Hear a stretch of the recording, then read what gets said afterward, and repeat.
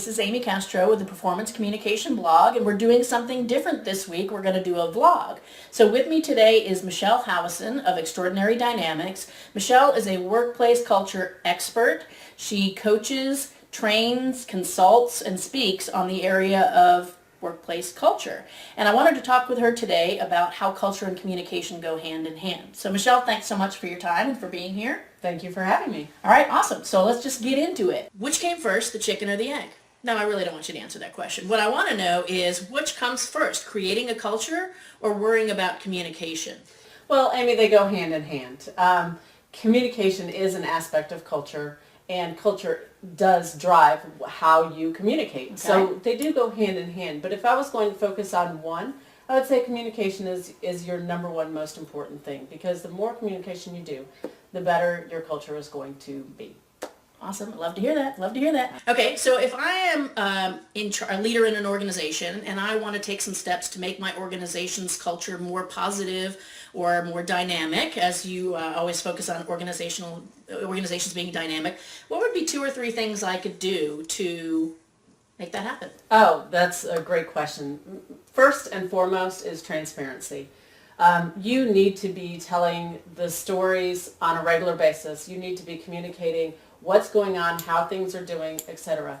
Good times and bad times. Yeah, that's the tough part. That's the tough part is, the more information, especially in the bad times, that you can relay to people and make sure that people are aware of, the more they'll actually rally around the organization and help get through those tough times. Okay.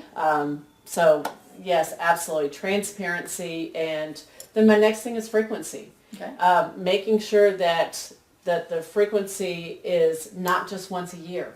You can't just communicate, here's what we're doing, here's what we're about, and expect your culture to really wrap around that just one time a year. So it needs to be much more often. Quarterly meetings are a good way to do it. Monthly meetings are a great way to do it.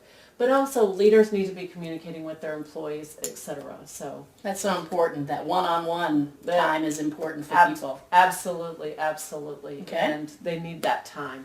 So, and then my third part is that need to have that communication is 2 ways. Okay? So it's not just a one-way street. So leaders need to be communicating to employees, and employees need to be communicating to the leaders. And by the way, communication is not a single role thing. It's not just whoever's talking the most.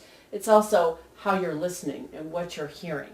So when these 2 people or these 2 groups of people are communicating with one another, it really also needs to be a back and forth communication. Leaders need to be listening as much, if not more, than what they're saying. And employees need to be saying more than what they also hear. So it needs to be both roles for both sides of that communication. So Great tips. Great. All right, last but not least, hate to go negative, but what is one thing maybe that would just kill a corporate culture? And that's a great question. I have the perfect thing. I will tell you, communication is the number one thing that makes an organization. It's also the number one thing that will take down an organization. Silence is a culture killer. It will kill your culture. It will kill your company. So the more communication that you can do, the more often you can do it, and get creative about it. It doesn't always have to be in written word. It doesn't always have to be one-on-one. Sometimes it could be a video blog, just like this. So just really reaching out to people in different ways and making sure that they're hearing messages inconsistently, frequently.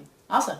Well, thank you so much for your time, Michelle. And Michelle, again, is with Extraordinary Dynamics. She's an expert on workplace culture. She speaks, trains, and consults on the subject.